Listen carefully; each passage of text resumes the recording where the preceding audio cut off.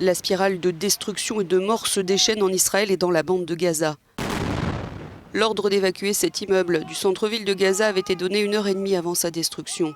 Des tirs de sommation de drones israéliens avaient prévenu de la frappe imminente. L'immeuble abritait notamment des bureaux de hauts responsables du Hamas. En représailles, 110 roquettes ont été lancées en direction de Tel Aviv et une centaine en direction de Beersheva, faisant fuir la population israélienne vers des abris. La ville de Lod, théâtre d'émeutes, a elle aussi été touchée la nuit dernière, de même qu'Ashkelon, mercredi après-midi dans le sud du pays. Au total, 5 Israéliens et Israéliennes ont été tués par les roquettes.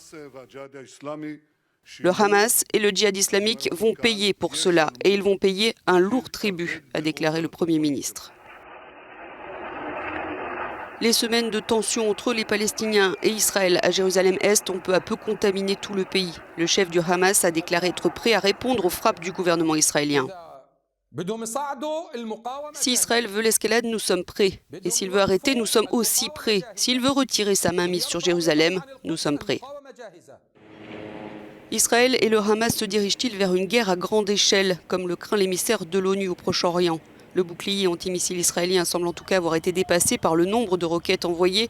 L'armée israélienne a envoyé des renforts de troupes à la frontière de Gaza et a mobilisé 5000 soldats de réserve.